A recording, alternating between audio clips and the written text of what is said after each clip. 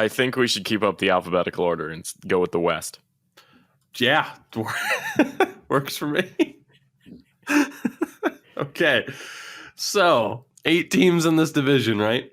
We have another really close call here. I got to be honest. There's one team that I think everyone's probably fairly confident in that won't be making the playoffs, that is the Los Angeles Kings. Oh, 100%. I mean, I guess we'll just talk about them really quickly too. Like, I don't hate certain aspects of their team, but again, you look at the roster on Cap Friendly, and it's Iafallo Kopitar Brown, which is fine, but not nearly the best first line in the league. They signed Athanasiou, who, I mean, unless he has a crazy season, he's going to find himself in the KHL sooner rather than later. Blake Lizotte and a washed 36-year-old Jeff Carter. Yeah, it's nuts. How has this team failed to rebuild at any point on so many levels? I don't even understand what happened to the Kings, because it's not like they ever overspent or I don't know. It's weird. Drew Doughty's coming up. Oh yeah. So I guess they they definitely gave. Well, yeah, you know what? I just brought them up on Cap Friendly. Yeah. So, I mean, the rest of the team, it's Kempe, Velarde, Wagner is fine, younger players. I mean, Kempe and Wagner have been around for a bit, but they haven't done too well, in my opinion. And then, Trevor Moore, Mike Amadio, I think, is a really good fourth liner who'd be good on pretty much any team, and Matt Luff's okay, too. But the problem with this team right now is the defense. You have Ole Mata, who the Blackhawks gave up just to get rid of him, and Drew Doughty as your top pairing. Mikey Anderson and Matt Roy, and then Kale Clegg and Mark Alt, who I didn't even know was signed with an NHL team anymore. He used to be with the Flyers and then with the Avs, and he has made this team. So to that point, it's interesting as well. From the looks of it, though, it looks like he's in the lineup because Curtis McDermott and Sean Walker are out for undisclosed reasons. But when you have someone like that as kind of a depth option, it's scary. And then obviously Jonathan Quick and Cal Peterson between the pipes are solid. I remember when Jonathan Quick signed his contract, because it's worth $5.8 million, and people were like, "Oh my God, how can you sign a goalie to that much?" And now you have Bassey making $10 million in Tampa. But the most interesting thing about this lineup, because I think everyone knows it's not that good, Elias Anderson, acquired from the Rangers, is a healthy scratch right now. Oof, that's that. Yeah, you know what? I think a lot of people they liked Elias Anderson. The kid showed some emotion, but for whatever reason, he just never took that step. Yeah, interesting enough too, Quentin Byfield is on the taxi squad. You know what? I think a player like Quentin Byfield, who dominated in juniors, but had a lot of size on his side, I feel like it's fair to have him just dip his toe in the water instead of throwing him in the deep end. Could be because I think that makes sense. Could be because of everything going on, how COVID's affecting the OHL and everything too. Yeah, that is true. Something I will say about the Kings, though, I think Ole Mata is a significantly better defenseman than most people think he is. I mean, don't get me wrong, he is kind of in that weird area where he puts up numbers that would make you think he's offensively minded. I mean, he's definitely fragile. I think he's only ever played one full season. But I don't know. I like Ole Mata. I don't think he's horrible like some people think. He might be slightly overpaid at this point. He actually nailed it, by the way, with Ole Mata only playing one full season, and that was in 17-18 with Pittsburgh. Although, I guess with Chicago, 65 games. I don't know if they played 65 or 70, but point remains. Yeah, I mean, I think he's decent. He's not who you want on your top pair defense, but he's decent. Yeah. All right. So LA, garbage. Well, here's the thing, too. The one thing I was going to note is they have the most cap space in the league. I do not understand how they don't go to Tampa and say, "Hey, we'll take Tyler Johnson might have a no movement clause or a no trade. I got to look that up. But regardless, go to Tampa and be like, "Oh, we'll take Tyler Johnson via trade or on waivers in exchange for a little bit of compensation." I don't know how they haven't done that yet. Yeah, and it's also interesting they have the most cap space in the league because they have two guys on this team making 10 million or more. Mm-hmm. And then you work in California taxes. Like, does everybody else on this team just live together in one large house? They might.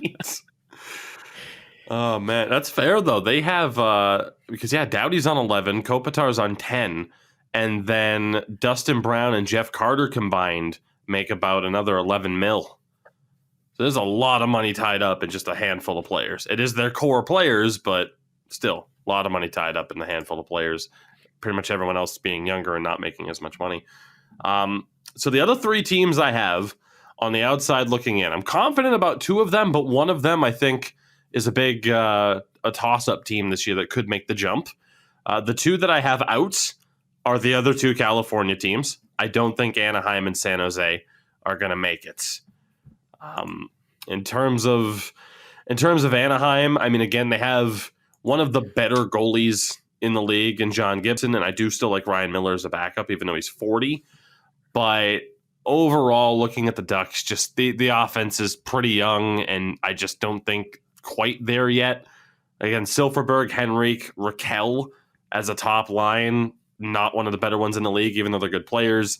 Then you have Ryan Getzlaf, who can still put up points, but defensively, like, man, for the criticisms that we talked about with Eric Stahl, where people say, oh, well, he's slowing down, like the wheels are falling off. Like, I think that better describes Ryan Getzlaf, unfortunately, even though I love the guy. I have a Getzlaf jersey, but he's just kind of fallen off a bit. Like, their third line is Comtois, Steele, and Terry, who are 22, 22, and 23.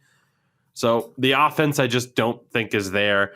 Defensively as well, I mean, Lindholm, Shattenkirk is solid. Shattenkirk, good for him to bounce back after getting bought out by the Rangers and then going to Tampa and winning a cup. Fowler Mantz is a good pairing. But then your third pairing right now is Jacob Larson, who is replacement level, and Yanni Hakanpää, who came back to the NHL last year and never really cracked the lineup. Like Brendan Gooley or Cody Curran might be the guys, but I mean, Deej, I think you could tell off of the name value of what I just said there, it's not a good defensive situation for Anaheim. It definitely isn't. I think if I'm an Anaheim fan, I look at a couple things. I say that this year is gonna suck, first and foremost. But then you look forward, right? This is what interests me about Anaheim. I know we're doing a preview for this year, but what's interesting to me for Anaheim is after this year, they got David Backes, $4.5 million coming off the books. Ryan Getzlaf, 8.3 coming off the books. I believe here on Cap Friendly, they're paying 6.7 to Corey Perry this year. All of that's coming off the books, and you have a prospect on your team that just absolutely dominated at the World Juniors. He won player of the tournament over Spencer Knight. I think that's all you need to say about Trevor Zegras. And so suddenly you have an elite prospect and a ton of cap room. I don't think Anaheim is going to be in the toilet for much longer. No. I mean, if we were to have the conversation, and we could do that on a later episode if we wanted to, the top prospect pools, in our opinion, Anaheim would be up there for sure. With Trevor Zegras and Jamie Drysdale as well on defense, two of the better players, I think, that we saw in the World Junior Tournament this year. Oh, without a doubt. So let's go east to Arizona and talk about the other California team. The San Jose Sharks missing out on the playoffs. That was beautiful. Fish in the desert. I love that they play in Arizona, and they actually start off their season on the 14th playing in their home building against the Coyotes. So it's tremendous. This team, I don't know what the answer is for the Sharks right now, because I think Doug Wilson is long overdue to be fired as the GM of this team. They missed their cup window, and now he's just kind of digging them into a further hole. The goaltending, Martin Jones, obviously not what they thought he would be. And then Devin Dubnyk, I'm sorry, he is not the guy. Like, you basically have Martin Jones replicated here. It's the same guy. Maybe they help take the pressure off of one another, but I don't see how that works. And then the continued theme of this Sharks team, like, It's like, oh, okay, name value, and then who the hell is that? Defensively, it's Vlasic, who's overpaid as hell. We all know that. And Erik Karlsson, which hopefully he's finally healthy. You have Mario Ferraro with Brent Burns, which is okay. And then your third pairing is replacement level options in Radim Simic and Jacob Middleton. So I'm scared of that, but obviously you don't have the money to do anything else about it. And then forward-wise, we did see them claim Rudolph Balcers today from Ottawa. I'm surprised they weren't a little bit more involved in the waiver wire, because if there was a team that was going to claim somebody like a Josh Hosang to just be like, screw it, let's give this kid a shot at this point, this is the team that needs those type of players, because at the end of the day, we see someone in the lineup that is kind of fitting that bill. Second line looks like it's going to be John Leonard, Tomas Hertl, and maybe Evander Kane, which, I mean, that whole situation. Yeah, today I found out I'm more wealthy than Evander Kane, as did many people, I think. Yeah, so now he's talking about possibly not playing. And when you look at this offense, right, you see, I mean, Thomas Hertl, it seems like he's finally gotten over that knee injury. Like I've made this comparison a couple times, is we haven't talked about the Central Division yet, but Thomas Hertl and Vinny Trocheck are very similar to me in that they both had this elite speed and hands, and then they had those massive leg injuries. And I don't know, to me, it seemed Thomas Hertl had to learn how to play again, and it seems he's finally figured out how to be elite.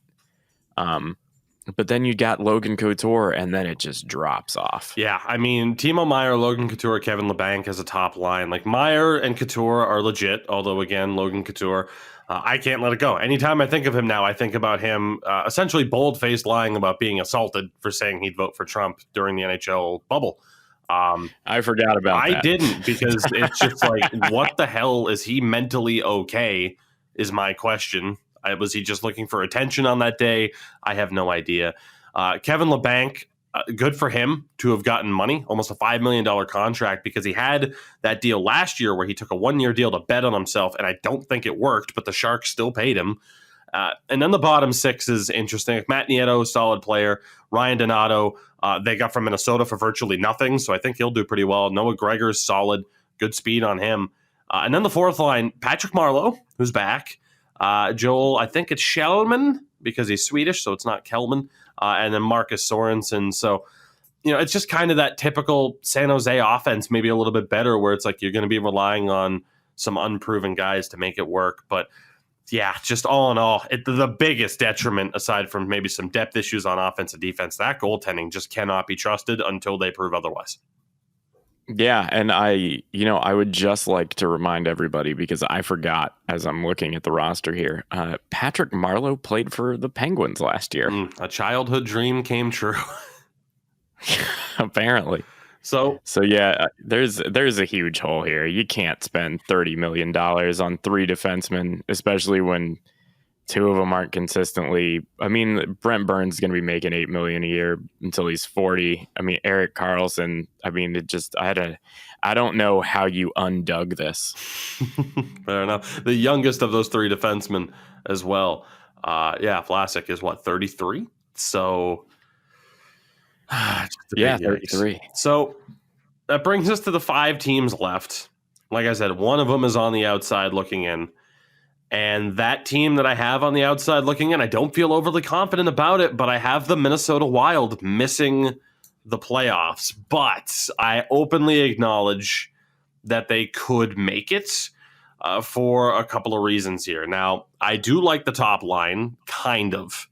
You have Zach Parise, still pretty good, even at 36.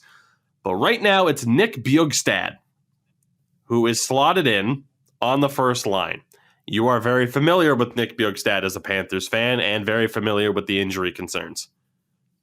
Nick Bjugstad, I have never in my entire life as a hockey fan seen a player milk one good season so successfully as Nick Bjugstad.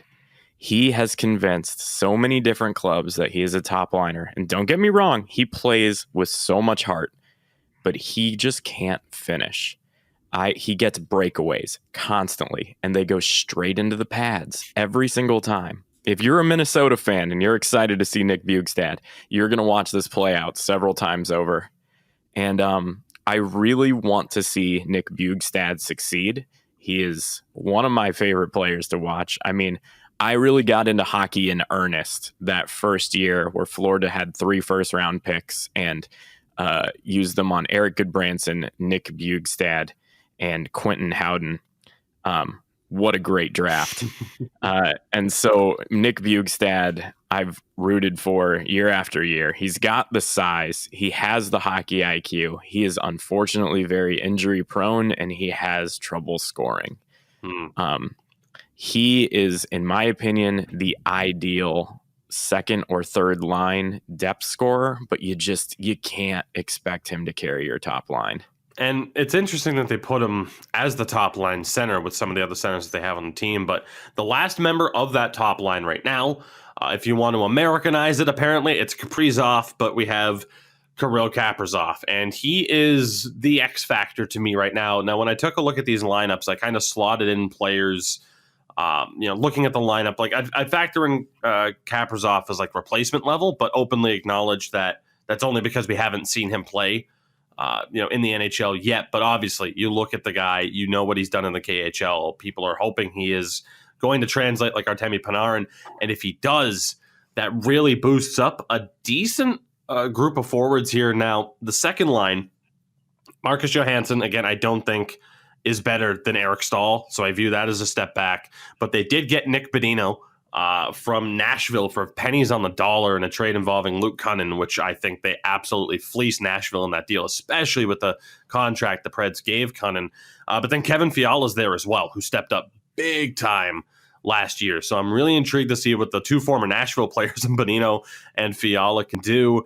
And then that third line, I think, is great. And it's relatively young, too. You have Jordan Greenway and Joel Eriksson Ek, who are both 23, and a Marcus Foligno, who, while we were recording this, signed an extension with Minnesota, and I really like what he can do as a top-notch third-line guy. Fourth line's a little bit weak with Nico Sturm and Victor Rask, but Ryan Hartman plays that really heavy style. So I don't hate what they have going on with the forwards there. The reason why, though, I have Minnesota on the outside looking in, and I should note as well, of course, that Matt Zuccarello is currently listed as out. He'll obviously help that forward core a little bit more. I imagine it would be Nico Sturm who takes a seat. But I just don't know if a decent forward core and a decent defense core, which we'll get into, actually we might as well now, top pairing of Ryan Suter, Matt Dumba, pretty damn good still. Dumba, obviously they're going to want him to step it up a little bit. Arguably the best defense pairing in the league, Jonas Brodin and Jared Spurgeon. And then Carson Suchi and Greg Paterin are fine third pairing guys. But the goaltending is the reason for me why I just can't put them in the playoffs over the other team that I'm going to talk about next. But it's Cam Talbot, and right now an injured Alex Stalock, according to Cap Friendly, so Capo Kakkonen is there as well. I like what Cam Talbot's been able to do. He's an improvement on Devin Dubnyk, but if you tell me, hey, place your bets that Cam Talbot's going to be the guy to get Minnesota back into the playoffs, I just don't know if I can do that. I mean, Cam Talbot, pride of Huntsville, Alabama, he put up some good numbers with the Flames last year. And so for me, I think seeing that defense core, I am excited to see a very serviceable, reasonable, talented defense core in front of Cam Talbot, who, in my opinion, has very unfortunately had to wait until age 33 for there to be a decent, respectable defense in front of him. And so hopefully he takes that step, takes it to his advantage, and puts up some decent numbers. Now, admittedly, too, they have a new head coach. Granted, he was the interim head coach as of last February, Dean Evason, I do believe. But I can't really speak to his coaching style, his philosophies, and if that more defensive first style that we saw, whether it be an Islanders team or a Dallas Stars team who rode it all the way to the final. I don't know if they'll be able to adapt that, but I openly acknowledge Minnesota could make the playoffs. I've backed them in the past in like these preseason predictions, but I think this year more than any, I have a chance to be proven wrong. I will say that Minnesota is attempting something that was done in Florida um, which is Nick Bugstad when he played for the Golden Gophers. His line mate, Kyle Rao, and him put up insane numbers in the NCAA. So, of course, the Florida Panthers got both of them, and I'm glad to see that Minnesota is doing the same thing with Kyle Rao on their AHL team. Fair enough. So, the other team that I was alluding towards that I do have making the playoffs over Minnesota, because I feel like the top three are obvious, but the other team I have making the playoffs over Minnesota is the Arizona Coyotes. Your thoughts? So the Arizona Coyotes, you know what? I don't even know what to make of the Coyotes right now, especially considering they're allowing fans. Phil Kessel's going to regress. You lose Taylor Hall. Like you got some good players. I think we saw the Coyotes able to outplay like the what's the word I'm looking for? The sum or the whole of the Coyotes was greater than the sum of its parts. Yes. There we go. That's what they say. And you look at the roster and nobody really pops out, and they somehow outplay. So the thing for me, I acknowledge I think I like Minnesota's offense a little bit more, their defense maybe a tiny bit more, but it's just the goaltending factor. If you're asking me to trust Cam Talbot, Alex Stalock, or Kaapo Kähkönen over Darcy Kemper or Antti Ranta if they're healthy, I just can't do it. And like I said, I think the defense, they're pretty close. Minnesota, I would say, has the best defenseman on either team in Jared Spurgeon. But on the Coyotes right now, it's shaping up to be Oliver Ekman-Larsson and Jason Demers, which is solid. Jacob Chychrun, who I think is fantastic, with Alex Goligoski and Jordan Osterley. South Florida native. South Florida native, Jacob Chychrun. Jordan Osterley with Nick Hjalmarsson, who isn't what he used to be, but still a serviceable player. So that's the main reason for me, because I openly acknowledge with this forward group, I mean, right now you're looking at a top line of Lawson Krause, Nick Schmaltz, and Connor Garland. Krause was a bit better last year. He's 23, so he still has time. Nick Schmaltz is good, but not who you want as a first-line center. And then Connor Garland has really been making an impact over the past 2 seasons. But that's their top line right now. And the second line isn't much better. You signed Drake Caggiula, which I like. He's fast. But ideal second liner, no. Christian Dvorak, though, again, the center on the line, very underrated two-way player. And then you have Phil Kessel, where, we mentioned it earlier, did Taylor Hall, the addition of that, kind of affect Phil Kessel's game at all? Third line's okay. Clayton Keller, probably not where Coyotes fans thought he'd be 2-3 years ago. Derek Brassard, who they signed, who I view more as a fourth line option. Tyler Pitlick's okay. They did end up getting Johan Larsson from Buffalo, which I think that was a huge mistake that Buffalo let go of him and brought back Zemgus Girgensons, and that was before the injury to Girgensons is going to keep him out for the year.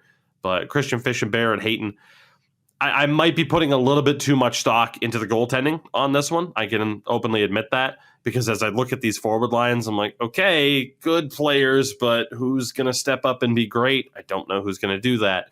But it's very, very close. Yeah, I don't know. Yeah, I have such a hard time making out what's going on with the Coyotes, but it worked for them last year, and hopefully it works for them again this year. Wow. Also, I will say, Coyotes fans, prepare to watch Dryden Hunt not score a lot. I've never seen a more snake-bitten player in my life. And I don't know if I just said that about Nick Bugstad, but I will say Dryden Hunt is the most snake-bitten player I have ever seen. He is on their taxi squad. Maybe he puts it together. So, all right. So let's talk about the teams that actually make it. Yeah, and make it quite easily. Top of the group, perhaps controversial as well, because there's a heavy favorite out of the West division here. But I have the Vegas Golden Knights as my top team in the West. Interesting. So I think when you're saying heavy favorite, everybody's betting on Colorado. Yeah. I mean, up and down, Vegas is Colorado is a little top heavy compared to Vegas. I think it's Colorado's offense against Vegas's defense. So then for me, it comes down to the goaltending, which obviously I'm going to air with Vegas, with Robin Leonard and Marc-Andre Fleury. I mean, say what you want about, how the Fleury situation's gone down over the past year or so, but you look at that tandem, and it's no disrespect to Philip Grubauer and Pavel Francois. I've heard 17 different pronunciations for it, but I mean, obviously, there's a goaltending tandem that you pick over one over the other, and you go with Vegas over Colorado. Yeah, you know what? I got to agree with you when it comes down to the goaltending. I will say, Riley Smith historically has a pattern of having an amazing year and then a terrible year, and then an amazing year and then a terrible year, and he had a pretty damn good year last year. So he may be taking a step back. Fair. I mean, it's tough though, because like I said, you look at this offense and you still see good pieces. I mean, Marchessault, Carlson, Smith is projected to be their top line, which again, thank you, Florida, even all these years later.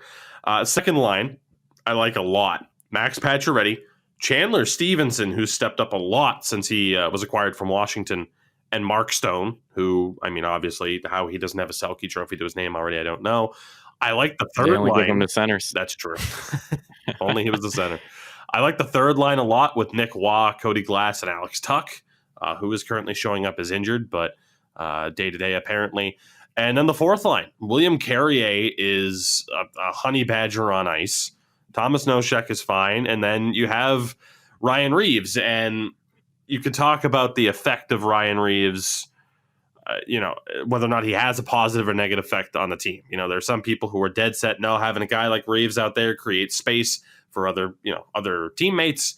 Or you're on the opposite effect of Ryan Reeves is sitting on the bench for the majority of the game. And how can he have that effect when he's on the bench? And so on and so forth. So I still like the top six that they have quite a bit, top nine, really. And then defensively, obviously, Alex Pietrangelo, the gigantic addition. He's going to be on the top pair with Braden McNabb, which I like a lot. You have Alec Martinez with Shea Theodore, and Shea Theodore is legit. I mean, if anyone thinks Vegas finally has a number one defenseman now that Pietrangelo's there, no, Shea Theodore is already that number one defenseman. They have two guys who are absolutely fantastic.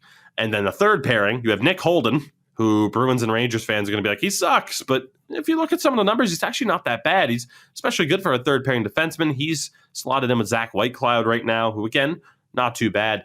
So it's tough to find a weakness with this Golden Knights team.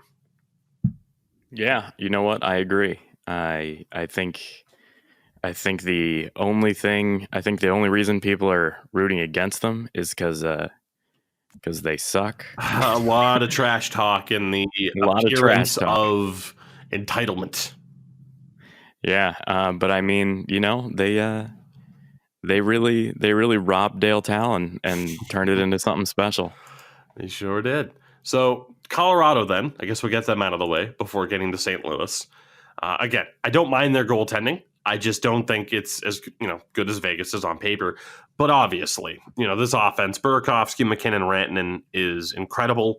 Landeskog, Kadri, incredible in and of itself. And then you add Brandon Saad, which is still incredibly strange to think that Brandon Saad is a member of the Colorado Avalanche. Yeah, that's weird. Third line, Valeri Nichushkin, who has emerged as an incredible defensive player. It's always interesting, too, to look at the guys that are drafted in the first round and you think skill. But Valeri Nichushkin, he came back over from the KHL, and he is a fantastic defensive winger next to JT Compher and Jonas Donskoy, who the Sharks never should have let go of. And then Tyson Jost. Or the Panthers. That's right. He was on the Panthers, too. Yeah, he was a prospect that we just didn't sign. Oh, my God. May I say Dale didn't sign. 99th overall in the fourth round of the 2010 draft by the Florida Panthers. Oh, my God. Whew. And anyway, fourth line, Tyson Jost, Pierre-Edouard Bellemare, and Matt Calvert. So obviously, it's very solid. I have their offense is better than Vegas's. Defensively, though, is where we have some question marks, and I didn't think I would say that. They add Devon Taves from the Islanders for 2 second-round picks or whatever, which is a steal. He's next to Cale Makar, who is obviously incredible. You have Samuel Girard there as well, who I really like. But then you get into a couple of question marks. You have Connor Timmins, who he's only 22, but it looked like his career was done. Some major injury troubles, worked his way back last year, now cracks this opening night lineup from the looks of it. So I'm intrigued to see what he can do, but big question mark. And then Ryan Graves, who Rangers fans look at as like, well, why couldn't he have been this good when he was here? He's on a new contract now. I'm intrigued to see if he can keep that up. And he's next to Ian Cole, who has had some injury concerns, but is still solid when he plays. So really, for me, Colorado's defense just comes down to a couple of question marks that I don't have about Vegas's. And then, of course, I have the goaltending for Vegas as well. So Colorado, I don't doubt, could win this division, could win the Stanley Cup this year. But they do have a couple of things to prove. Erik Johnson right now, a factor as well. Currently out with an undisclosed injury, so I don't know where he'd slot in on defense. But again, it's Erik close. Johnson, man. That guy has seen some shit. He's been on this team for a really long time, just waiting for something to happen. Yeah, I mean, it seems like forever ago. I don't even remember the details of the trade of how he came over from the Blues, because he was the first overall pick in 2006, which is insane to think of how long he's been around. The trade, actually, I just looked it up. It was traded from St. Louis with Jay McClement and a first-round pick in the 2011 draft that became Duncan Simons, whose name is spelled, I think, Siemens. People would probably know him.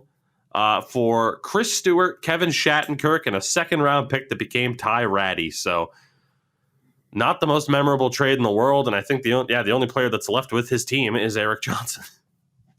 Yeah, that's nuts. So yeah, it's about time it's about time Erik Johnson sees the fruits of his labor. Indeed. So then, last team in the Western Division, obviously, is St. Louis.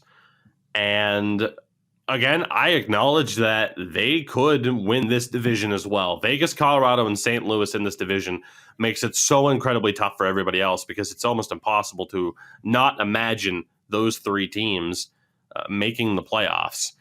You do have, the concern of Tarasenko coming off of a pretty major injury. But right now, the lineup as it stands on Cap Friendly is Braden Shen, Ryan O'Reilly, and David Perron, which is incredible. Jaden Schwartz, Robert Thomas, and now Mike Hoffman, which I'm intrigued to know your opinion on Mike Hoffman going to the Blues.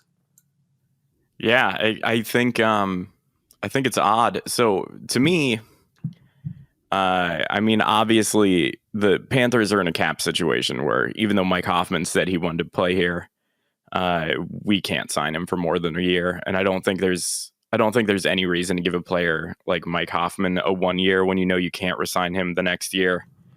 So you might as well go cup chase at the start. Panthers team at the start of this, of course, because obviously now he signed that 1 year deal, $4 million with the Blues. But I think what you're talking about is like at the start of this, when you would have actually been negotiating with him, that wasn't his expectation for the contract he was going to get. Oh no, definitely not. There were rumors that the Panthers offered him 3 years, $5 million per. But I don't know. I would have really loved to have signed Mike Hoffman, but I think it's way better for him to just take a 1 year somewhere, show that. I mean, this is a team that I think is going to be without Vladimir Tarasenko this season. They're talking about reevaluating him at the end of February, and the guy's had 3 surgeries in the last year. I think he's going to be able to step in to where Tarasenko would be playing and put up some huge numbers and get paid next year. Could be. The rest of the forward line, Zach Sanford, Tyler Bozak, Sammy Blais, which is fine. And then Kyle Clifford, Ivan Barbashev, and Oscar Sundqvist, which again is fine. They certainly play that more defensive, physical style role. The big changes, of course, have come on the defensive side of things. The new top pair, Torrey Krug and Colton Parayko. 5'9" Torrey Krug next to 6'6" Colton Parayko. I wish I could say I'm looking forward to seeing what that pairing can do, but obviously it kind of pains me to look at. Second pair, Marco Scandella and Justin Falk. So like we talked about a lot, Scandella, sit back, let Justin Falk go to work and hope that contract doesn't look so bad now that Petrangelo's gone. And then Vince Dunn, Robert Portuzzo is kind of the same setup. So I do like their defense a lot. But the big reason why I have them below Vegas and Colorado is the goaltending. Jordan Binnington, it's tough to say you don't trust somebody who has a Stanley Cup to his name, but goes from a 927 the year that they won the Cup to a 912 last year, which is still okay. But now their backup goaltender isn't Jake Allen. It is Ville Husso, who does not have an NHL game to his credits, and his past 2 seasons in the AHL, actually the past 3 to play it fair. So 17-18 in San Antonio, he plays 38 games and has a 922 save percentage. Oh my God, he looks great. The next year, in 18-19, plays 27 games and has an 871. And then this past season, he plays 42 games and has a 909. I am sorry, Blues fans, but I cannot sit here and say I'm banking on Ville Husso to be a strong backup to Jordan Binnington. I just can't do it. I mean, I think, honestly, I think we see John Gillies at some point. I think John Gillies is starting to get to a point where, despite the inconsistency, I think he's ready. He's at that age where he's going to make a step forward. Plus, I mean, how can you not love John Gillies? He's huge. He is, and he's also the pride of South Portland, Maine. To note, though, I think Joel Hofer, he's made their taxi squad as their goalie. He's 20 years old. He's coming off of a solid season in the WHL with the Portland Winterhawks. But, yeah, I mean, the goaltending situation for St. Louis right now, it's Jordan Binnington, who some people have questions about. I think he'll be fine, if not good to great. But that backup goaltending situation with this kind of condensed schedule, it would freak me out a little bit, because those are valuable points that I think you're going to miss out on that Vegas and Colorado won't. Yeah, you're going to have goalies that just have a few bad games. That's going to cost you, because this division is competitive as hell. Absolutely. So that brings us to our final division, does it not? If we're going alphabetically, of course. I think real quick before we move on, I just want to look at some of the non-roster forwards here on St. Louis. So shout out to Nathan Walker, Pride of Australia. But early name shout out goes to Sam Anas. I think that's ANAS, right? Yeah, as well as Alexei. It's not Topachico, but it might as well be. Toropchenko. That is a fantastic name. They've got a pretty serious Hugh McGing. Like this is a solid selection of hockey names here. So for our future podcast here, then, so we have the best prospect pool, and then we also have the best names in the system episode to do. Just the equipment manager that gets to quietly laugh to himself the most. Right.